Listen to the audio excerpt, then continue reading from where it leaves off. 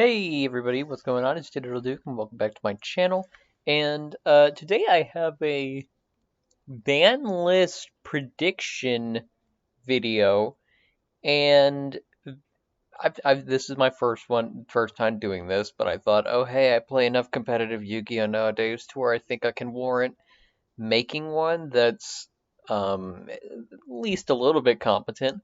Um, so th my opinions on this format are actually quite positive. This format has been in it's been one of the healthiest formats in a long time. With the last format of True King of All Calamities, and you had a couple formats before that. You had the Emancipator and Eldritch Problem, which thankfully that's died down a bit.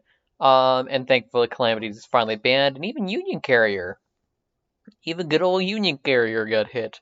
So yeah, all in all, this has been quite a cool format for Rogue decks. It's been a Rogue stream, and we are honestly there's not really much else I would really change about this format.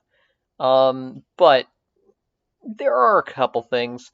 I think it's time that a couple of the top decks got hit and taken just just a little bit of a consistency hit, and I'll go over these lists here because you've been staring at my ban list predictions for a little bit. So I guess we'll start off here. Start off with the elephant in the room. Uh, Dragoon Summoning Fusion, otherwise known as Red Eyes Fusion. This card, this has basically become Dragoon Fusion, and that's basically it. And I've heard a bunch of people were like, okay, either ban Dragoon, either ban Verte, or ban the Fusion. And I contemplated it for a while, and I think the Fusion is probably the best way to just neuter Dragoon in like 99% of decks. There's like, who's gonna put Verte in for Dragoon if you don't have Fusion? You just can't. There's no consistent way of getting Dragoon out unless it's like, you Red Eyes Insight from send the Wyvern, send the Red Eyes Wyvern to add the Fusion, and then all of a sudden, boom, you got Dragoon. There's ways to do it. There's ways to get the Fusion card without Verte. Um, and Verte in it itself it's not a bad card. It takes a couple decks that people wouldn't even think about running and says, hey, you know what? Let's give you a little bit of a consistency boost. Like, say, I know this could sound really bad, but if you were to play any form of Neos deck or anywhere along those lines, Neospatian, and you wanted to run Neos Fusion, well, Verte makes that deck a lot more accessible to just about all of their plays, and also a couple other decks that require, fusion cards can finally actually, play the game since, oh hey, they don't have to search out their fusion card, they don't have to activate it and maybe even send costs from hand or field. Sure, the ones from the deck is cool. So honestly, Verte is quite healthy with a grain of salt. Take that with a grain of salt. It's currently until Konami decides to break it, Verte is healthy if you ban the Red Eyes Fusion. I do not like it, and I don't think a lot of people like how you can literally just splash a boss monster into any deck that can make a link to and call it a day.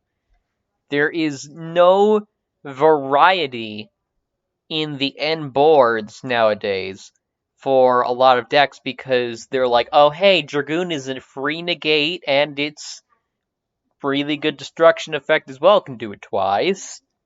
And what else do you want out of a card? I mean, it's a universal boss monster, but the problem is that in order to make decks a lot more diverse and actually have their own identity, we need to get rid of the common themes, if you will. So, to start, Red Eyes Fusion is a really good card to hit. Now, why am I not banning Dragoon? If I'm saying Dragoon is the problem, why am I not banning Dragoon? Well, because technically speaking, that card was made for Dark Magician and Red Eyes decks, believe it or not. And,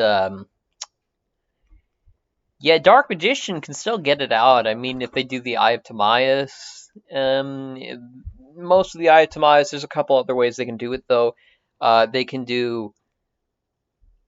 They have ways to make the Dragoon without the fusion, the Red Eyes fusion. They have their own in-archetypal ways. Like I said, Eye of Timaeus. So, I don't see how it's fair to take away from a deck that, let's face it, if everybody was like whining and complaining about Dragoon and it's like, oh, ban Dragoon, Konami wouldn't pay any attention. They'd just be like, oh, hey, no, it makes Dark Magicians worse. And Dark Magician is one of our selling points, is where we get quite a bit of money other than the competitive scene. I can probably tell you right now, a lot of people like Dark Magicians, so a lot of people dish out money for the Dark Magician cards, and they see, oh, hey, Dragoon is a really good card that lists Dark Magician. Well, okay, let's get Dragoon. And I don't think it's fair to the Dark Magician players, even though I don't really like Dark Magician players. I don't think it's fair to them to take away their one good card and say, okay, you have no good cards anymore. Good luck. It's not right. So, Rise Fusion, just hit it. Then, if Dragoon still is a problem afterwards, then we'll go from there. Finally, the only other ban I have is Guard Dragon LP. Dragon Link has been around for quite a bit now. If it's not the best deck, it's one of the best decks in the format. It's been around for a long time. LP is basically the way that all Dragon decks have decided to go one specific route. They end on the same end boards because of this card, summoning literally any dragon from the deck. If this were to get hit, you would probably see so much more variants of Dragon Link. Not even Dragon Link. Dragons! You would see so much more variants of dragons if Guard Dragon LP just took the hit and got banned. If this... I mean, there's... What? Dragon Maids? Dragon Maids were supposed to be an entirely different thing, but no! Now you're using freaking Chamber Dragon Maid in order to search out all the... Oh, you gotta have those extenders and stuff like that. You gotta have that. You gotta have the Striker Dragon fodder.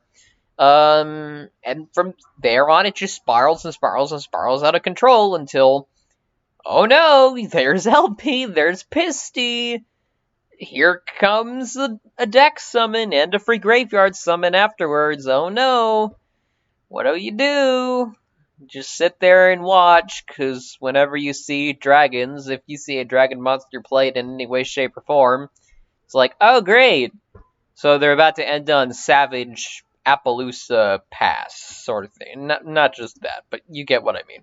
Like, yeah, all these negates and stuff like that, and a lot of it is caused by LP. LP were to take the hit, Dragon Link would go down a notch.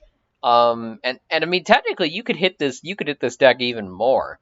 You could hit it even more, and go the extra step further, which is what I think they're going to do. They're going to take one little step further and just hit one more card for this, because LP really is a problem, but I think there's one more card, that I think they're probably going to hit just to make sure, okay, let's get some more diverse decks in the format, and I'll show you that in just a minute. So these are my bans, they're just 2 cards. For my limits, I have 4 cards, one of which is an unban. So for my limits, I have Magical Meltdown, Nadir's Servant, Perform a Pascal Joker, and Quick Launch. Now I'll get to these two cards in a minute. First let's talk about the big thing that everybody was wondering about. Oh hey, are they gonna hit it? Are they gonna not? Invoked! Yay! Invoked engine. You can It's been around for a long time. You can splash in just about any fusion based deck. You see Invoke Dogmatica Shadal being a really big deck nowadays. Alistair, if people are talking about hitting Alistair in some light, I mean, okay, I see that. And originally I was on that hype train. I was on like the whole, oh hey, either ban or limit Alistair. And as time went on, I'm like, well, I mean, if Magical Meltdown just went to 1, then the consistency of the deck goes way down. You can't have if you're running Terraforming, that is, you don't have the 7 copies of Alistair the Invoker. You don't have the activation of your cards and effects that include an effect that fusion summons a fusion monster. You don't have that cannot be stopped effect as much. Anyway, as much. Yeah, sure. If it's at 1, you technically could come into contact with this, but banning it just seems a little bit too over the top. Magical Meltdown, it just does basically what the Invoked Engine needs, but the Invoked Engine has morphed from sort of I guess, oh hey, you can use it on any attributes and whatnot, and we have a negate, we have a OTKer, we have a super heavy samurai, but it uses its attack monster. We have Flipper. We have a flip face down monster. We have you can only attempt to activate 1 monster effect. It's Wind, but not for summons, and so on and so forth. But instead, what it's turned into now is that, oh hey, your deck doesn't need a normal summon. Well, here you go, Alistair the Invoker, Magical Meltdown, Invocation, bada bing, bada boom. You've got all the consistency you could ever want in an engine that only needs 1 card, which is Alistair the Invoker. So, Magical Meltdown hit to 1. Consistency goes down, which means a lot more of the experimental decks, the ones that are good but are being like outclassed by the tribrid of Invoke Dogmatic Shadal. Well, here's your hit for Invoked. Now, Nadir Servant. Let's start talking about Nadir Servant, shall we? This card. Woo! This card's insane. So, off of 1 card, assuming you send Titanclad, you get Ecclesia, you get a Fleur de Lis at the end of the turn, and you get, off of the Ecclesia, you get a punishment. So, that is 3 cards plus a card in the graveyard if you were running Maximus. It's Maximus fodder, to which Maximus can get you even more advantage if you send stuff like Intis and all those fun cards from the X deck to the graveyard. So this card is insanity. This card nets so much advantage, and I know the Megatins are coming up. A lot of people are like, why the heck would they hit Nadir's Servant when the Megatins are coming up? Well, would you want to play the game? Be honest, would you want to play the game, unless you're a Dogmatica player, of course, would you want, even you though, would you want to play the game if Nadir's Servant was still around and the power level of a lot of decks has gone way down? If Nadir's Servant was around, you have so much disruptions, and even a negation, that it would basically take your deck that you would say, okay, it's a little on the lower power level, but it would take that deck and say, no, you don't get to play. And yeah, sure, I may be over exaggerating a little bit there, but Nadir Servant is just a crazy card. Now, yeah, sure, you technically could make the argument that okay, then semi-limit it since it's not searchable, but honestly, I think it's a lot safer for the game since we're trying to slow it down a bit and let a lot of other decks take the spotlight and just like kind of like flatten out that power level to where just about every deck can compete. And obviously, not every deck will be able to compete. That's obviously not going to happen. But you can make it to where a lot more variety of decks can get to compete. And so for that reason, Dear Servant, I think, deserves a limit. Now for Skull Crobat Joker. Okay. So Pen Best Deck, baby, let's go! Skull Crobat Joker, Monkey Board, the discussions are in there. And why do I think that Skull Cravat would go to 1 and where other people think he can go to 3? I think that Konami is probably going to start trying to do that, the testing the water sort of thing that they do with a lot of decks, like True King's Return. That one went to 2, and then it went to 3 the next list. It's like they do a lot of the testing sort of things, like okay, we'll put it down, and if it becomes like too bad, when we ban it again. If it's like okay, then we'll keep it there, but like if nobody's really using it, then we'll put it down again, or maybe even unlimit it fully. So I think they're going to test the waters and say, okay, let's unban Skullcrabat Joker. Let's keep Monkey Board on there, because if you have both, then all of a sudden the consistency of pendulums just go way up. But let's keep Skullcrabat Joker, let's put him to 1, and we'll keep Monkey Board. See how it goes. If the decks start to get really powerful, then maybe we'll keep Joker to 1, but if they start putting up a lot of like disruptions, a lot of negation, then we'll put him back. But I think anyway, they're going to just put it at 1 and say, okay, let's see how it goes. Finally, we have Quick Launch. This is the other hit I was talking about when I was going to when I was talking about LP. Quick Launch, this card is good. This card is good all around. Special summon 1 rocket monster, basically a tracer, normally tracer. And the thing about this thing though is that you can just use it whenever. You can control monsters. You don't have to control monsters. You can do it mid combo. You can activate it in chain of something. You can summon literally any rocket. Doesn't matter the level, but we all know that it's going to be Tracer you're summoning, obviously. But this card is another one of Dragon Link's 1-card combos. It's just like Quick Launch to whatever rocket.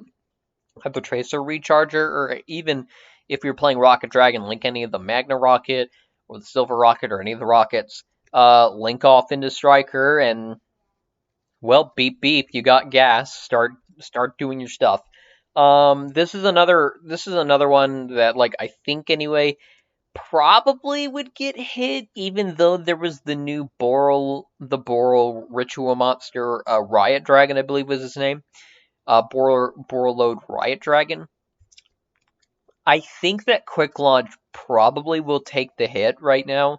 And yes, I know it hurts rockets. It hurts like It hurts like rockets.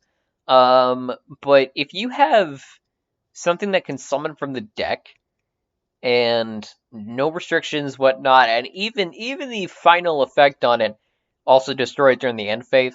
Even if you was like a rocket deck and you were to just leave that 1 monster, hypothetically speaking, on the field and it gets blown up, well, for a majority of the rockets, aside from the ones that people normally play at nowadays, they have floating effects to summon another from the deck. And oh hey, if you're playing the Borals, then okay, target it, chain that one, so chain Magna, destroy itself, send a monster your opponent controls to the graveyard, or Silver Rocket, look at their extra deck and banish a card from it. Okay, all you people who decided, okay, I'm just gonna play like an extra deck focused deck, and I'm gonna have one of this, and it's like part of my combo. Well, Silver can banish it, and it's like ruin your turn before it even starts, maybe, or maybe while you're doing it. And so honestly, off of one quick launch, you get so much advantage whatsoever, and it's not even just for rockets. Again, this is running normal Dragon Link.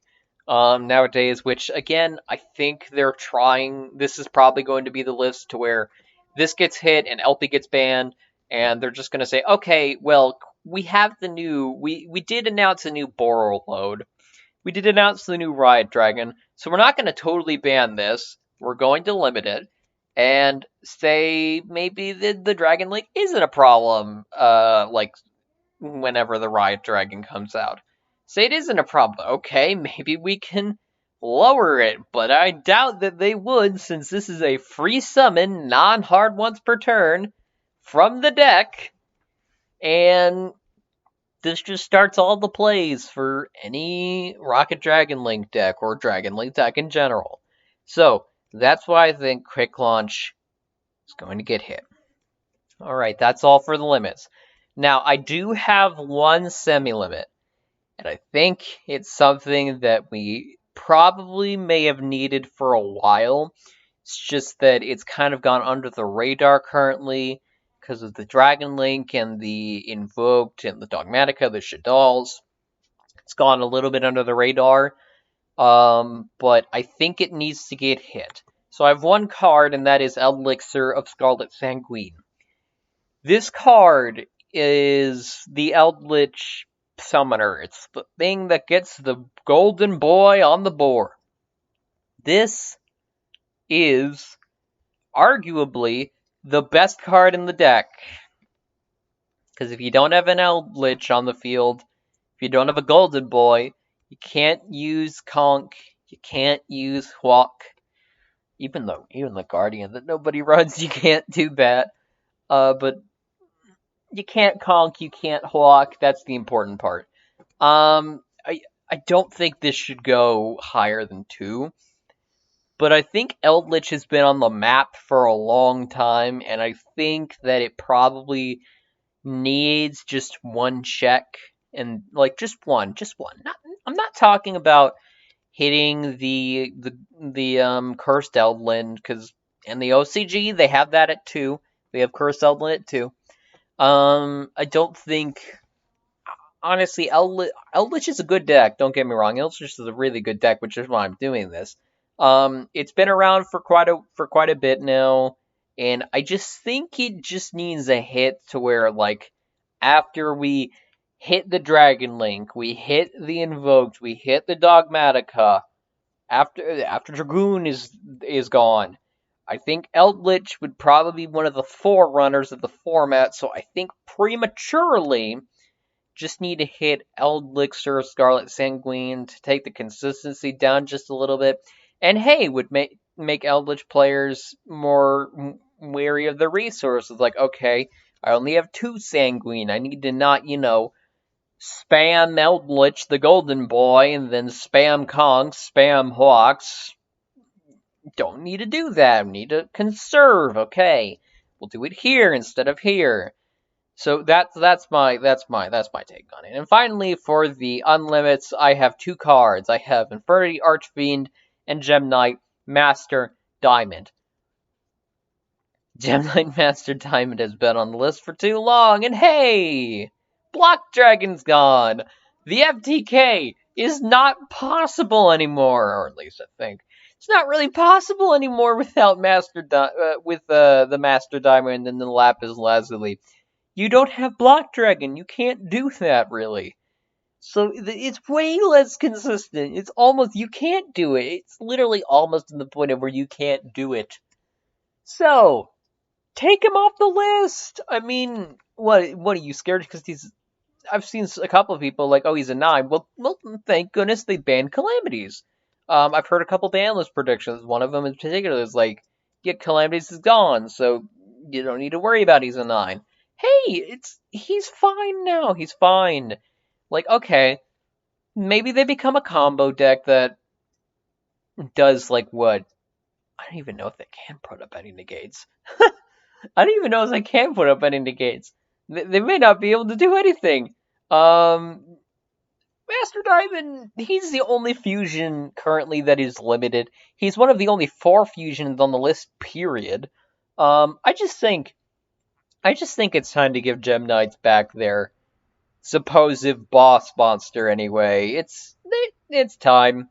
It's time. We fixed it. And finally, Archfiend. OCG has had this 3 the longest time. It's doing nothing. The deck's too slow. Okay, I get it. We got support. Yay, whoopie doo. It's still not going to do anything. Just keep Launcher. Keep Launcher on the list. Just unban the Archfiend. Give him some hope at least. And don't like put Launcher at 3, put Archfiend at 3. That would be, that would that would be a little bit scary. But if you just put Archfiend at 3, it's not going to change anything. I guess they could keep it at 1, just be like, okay, if we do it at 3, it's not going to change literally anything. So we could just keep them both at 1, because if we do 3, there's no point. But hey, gives people the option to play Archfiend at 3, which some people have wanted for a long time. And with that being said, that is my final predictions for the July 2021 ban list. And if honestly, how accurate do I think it is? I think for the Master Diamond and the Archfiend, I don't know if they're going to come off completely. I just think they can come off. I think they can, and I think Konami might say, okay, it's time. I think that they'll remember that they're cards and they exist and that they don't do anything anymore. I think for the Scarlet Sanguine, I think they're going to think, okay, the format's going to get a little bit slower, and so Eldritch might become a really, really good deck at that time, so let's take the hit there. I think for the limits, I'm pretty sure they're going to get an invoked hit somewhere. And I think Magi Meltdown to 1 is probably the best hit. I think the Nadir Servant, they're going to do that, so where people, don't throw a fit over Dogmatica winning literally everything. And then I think they're going to take off the Skullcrabat Joker just to see how it does, because a lot of people are like, okay, maybe either Monkey Board to 1 or Joker to 3, but I think they're going to take it to 1 just to test the waters. And then I think Quick Launch is going to get hit just to make sure that the Dragon Link just doesn't come back really, and the more variants of Dragon decks in general, just dragons, start to gain their own identity back. I think LP is going to get hit because then finally that's the one. I want to say that's the one lock on them becoming a pretty decently okay deck. And then finally, the Red Eyes Fusion, just to make sure that Dragoon can be used still in Dark Magician, but that no deck has the same end board of set 4 Dragoon Pass. With that being said, I want to thank you all so much for watching the video. And yeah, I am going. Oh, I do have one announcement. So I'm going to either today or tomorrow. I am going to start streaming again, and I'm going to stream Yu-Gi-Oh! The Falsebound Kingdom. I wanted to play it for a while, and the one time I played it, it was actually quite hard. Because I wasn't using the money codes or whatever to get infinite money, and it was quite difficult. I almost lost. So I just wanted to say that okay, there is going to be some content going on the streaming and stuff like that. So yeah, thank you all so much for watching. I'm Digital Duke, and I will see you all next time. Bye bye.